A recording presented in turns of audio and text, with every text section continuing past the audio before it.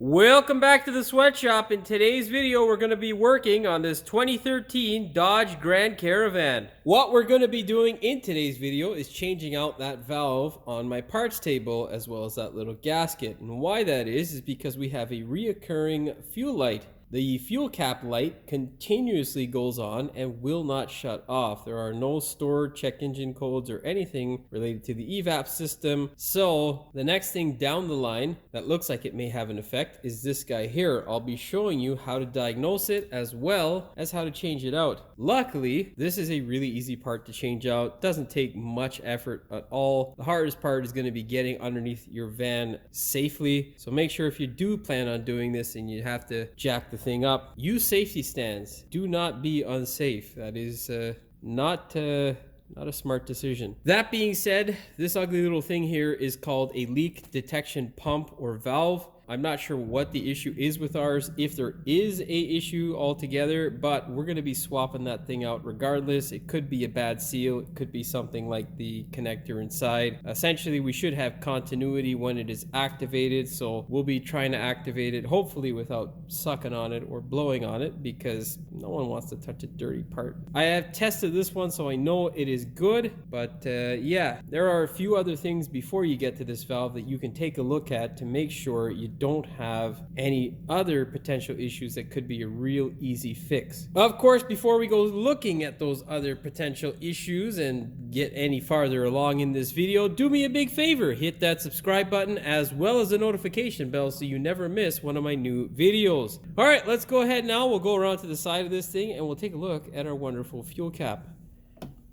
Go ahead, open this thing up. You're gonna pull off your fuel cap itself.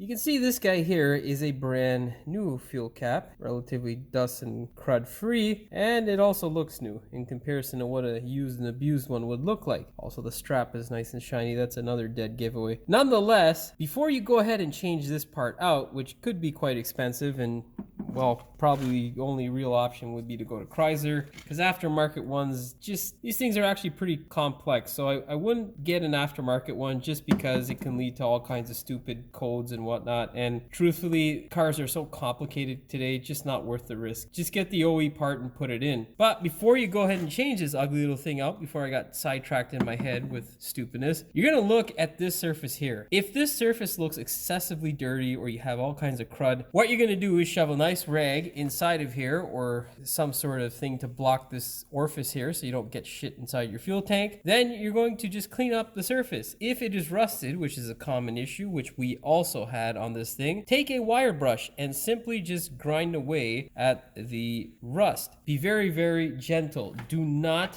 whatever you do, don't cause a spark. That could literally be the end of you and your car. So if you're gonna clean this area, you can get a plastic bristle wire brush and just grind away at it and you should be okay. Do it at a slow speed if you use a small drill or something. The best way is just get a little bit of sandpaper and slowly etch away at this. Make sure that it is nice and smooth to receive your cap. Now, if you clean that surface and the test fails again and you get that little stupid light illuminated on your dashboard, you're gonna have to go ahead and check other stuff. First thing I would check is that stupid leak detection pump, and then I would go for the cap. This can be quite expensive. I'm not sure what the customer paid for it, but these little things can range anywhere from like, you know, 20 bucks all the way up to like $200 on certain vehicles. It is stupidly expensive. In case you're wondering what light I'm talking about, it's going to come on. Just wait till that fuel light goes away.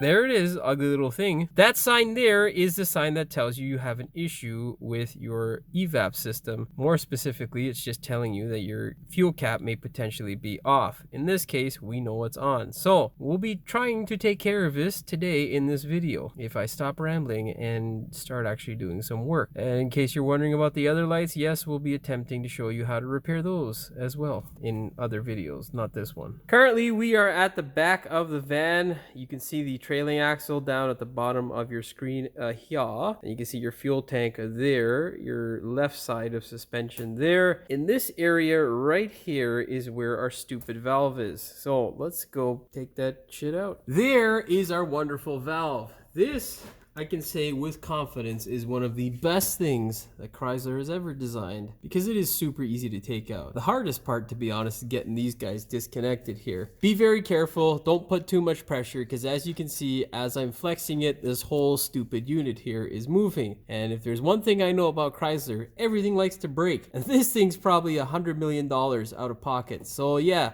be extra gentle when trying to separate the holes. Make sure you support the thing and then just pry it off. I've done this obviously beforehand. Yeah, you know what? Just fucking stay there, guy. Yeah, you stay there. He ain't gonna stay. He's gonna slip. Then you want to disconnect your little clip here. On the outside here, you'll feel the tab push down, support it from the opposite side, and then pull her off. And now check this out, guys. All right, all you gotta do is just pull this back and twist her. All right, like a show. Oh my God, I should have put some lubricant on it for myself. All right, now you can feel it separate. Look at it, how wonderful is that, eh? Just, you know, just wonderful. Okay, let's go test this garbage. So what you're gonna do is basically, you're gonna take the alligator clip and you're gonna clip these two guys here on either side of this wonderful contraption. What you're gonna then do is take your multimeter. Well, you know what, always disconnect it. It's good practice before you turn the thing on. Oh geez, I should have had breakfast this morning. Time, my friends, you just don't have time sometimes. Anyhow, what we're gonna do is do a continuity test. You need a multimeter that can perform such a test. If you don't have one, get one, because what kind of multimeter doesn't perform a continuity test? I don't know if I can think of one. Anyhow, you're gonna get that guy. I know my meter works, but obviously you test it first, so let's go through it properly so you guys know how to do it at home. You're gonna touch them like this. And when you hear that sound, you know you're all good. Then you're going to connect this guy in here. You can use, you know, an old sort of clip or whatever. And as you can see, we don't have a sound because continuity only comes about when the circuit is closed. And in order to close the circuit, you need vacuum. I'm not sure which way this guy's supposed to go in order to close the circuit, but whatever. We got to blow on it or suck on it. So I got to go do that because I don't want to be caught on camera doing that sort of thing. You know what I mean?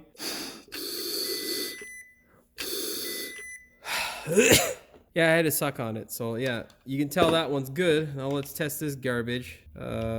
Same thing. All right. Now if this thing fucking beeps, we got another problem. Oh, I don't want to put my lips on that. Let's, oh God.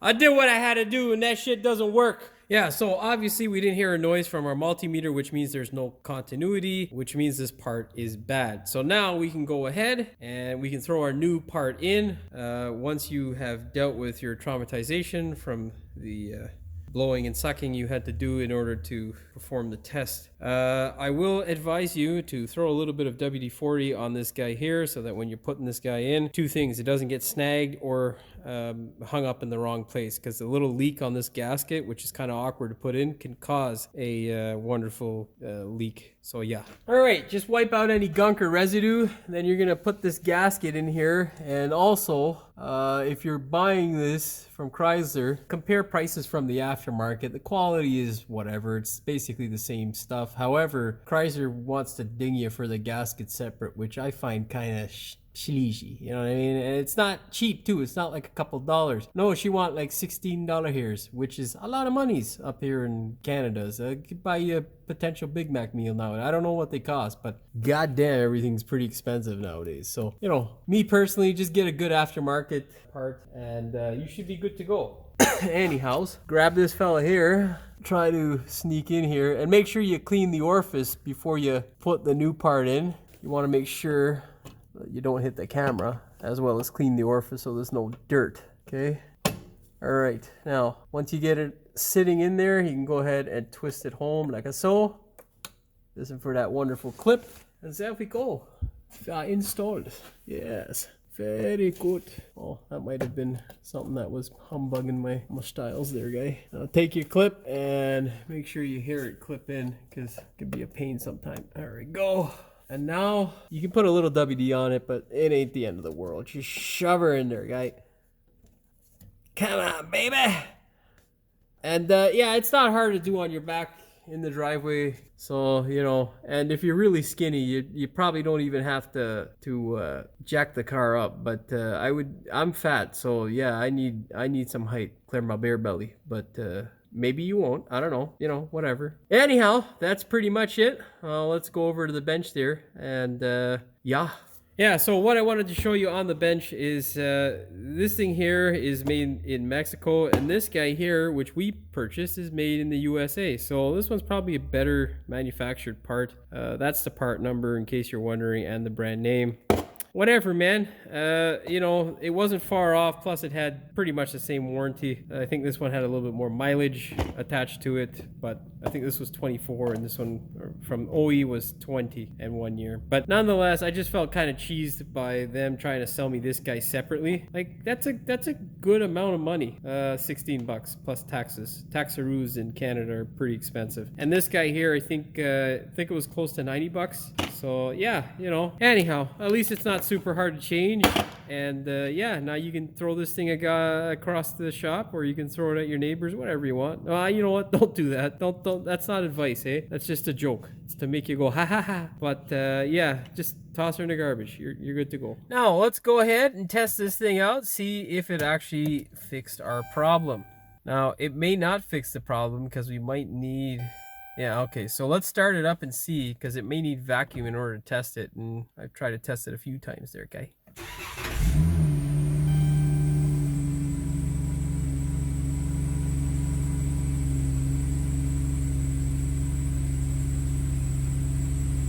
Well, this is fucking bittersweet.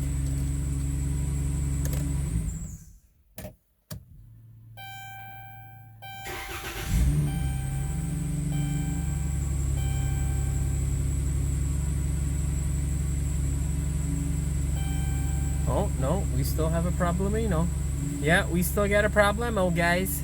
Okay, so I've got an update and a half for you. It's basically the next week for the EVAP system, and you can see down there, well, it's hard to see, but the stupid thing says one message. Basically, it's telling us to change our oil. Now, here's the thing, okay? When I did the video last week and I changed out the part, I did not do any other tests, just changing out the part in order to get rid of that stupid message. Now, that did not get rid of the message, which was quite goddamn irritating. Now, what I decided to do was to do the old school conventional stuff, which is look for a leak, because that's essentially what it's telling you. If the gas cap is missing, it is telling you I have a large leak, and usually that is accompanied by a check engine.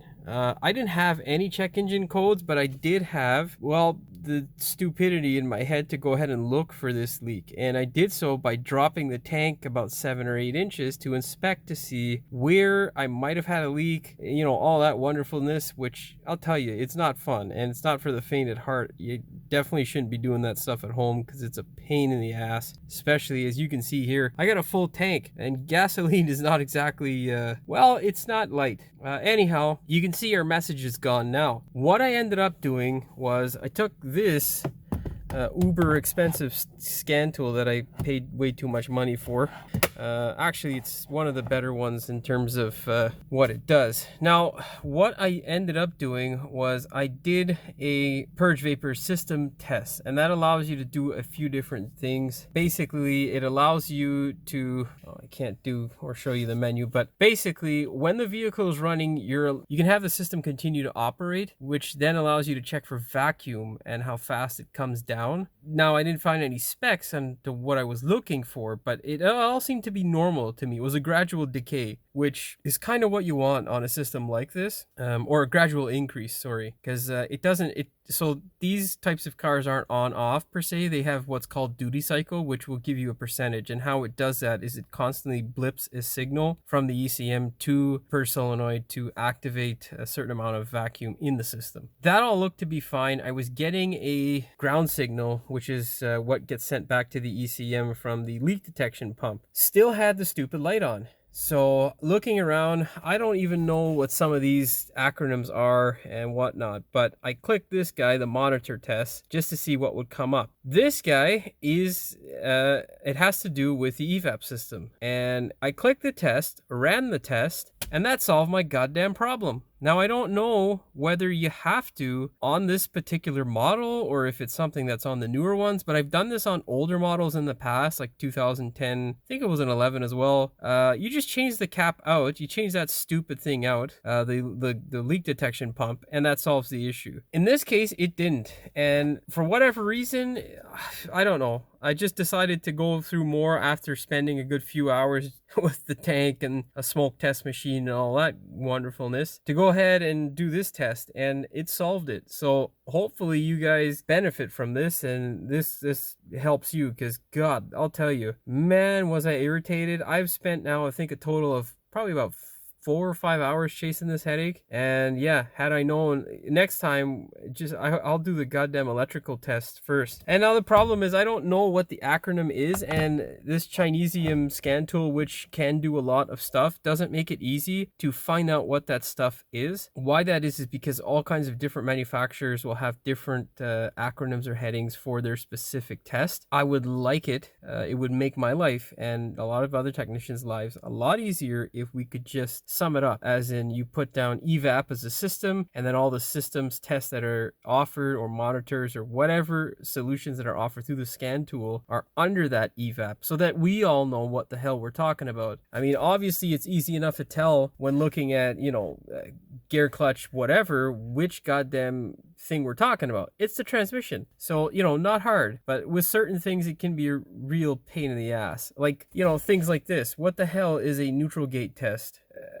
I don't know. Most likely it's probably tranny related. I have no clue. And if you're wondering where I found this on the X tool, it was in system check.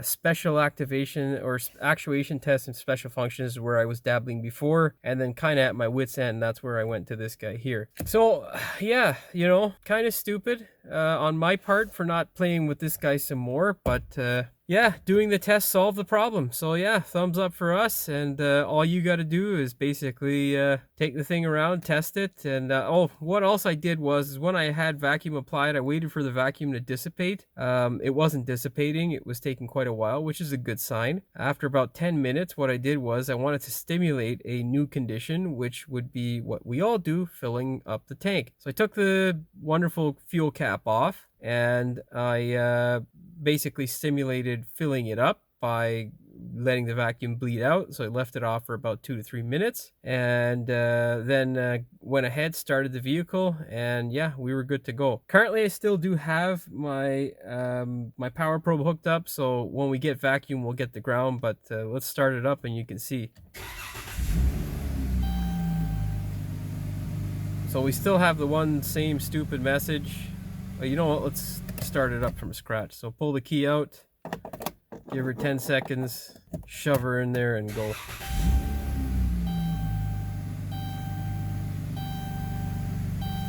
I swear to God, if this thing comes up, I'm gonna rip my face off. You know, I say that, but then I actually thought about it. That'd be horrible. Yeah, so we're good to go.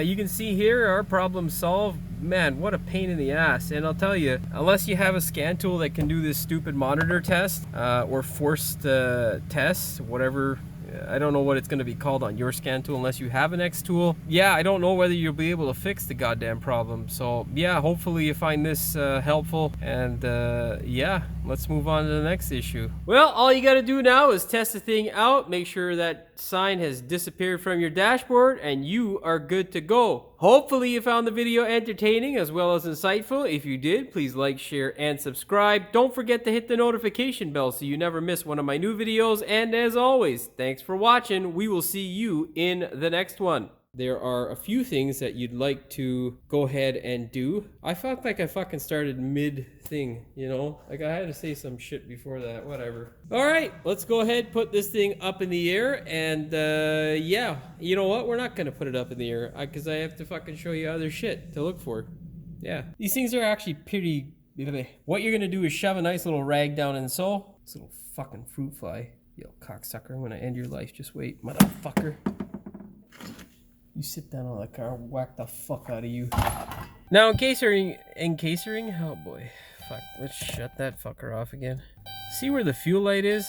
That's gonna transform into another annoying message, just another annoying message. What did that be?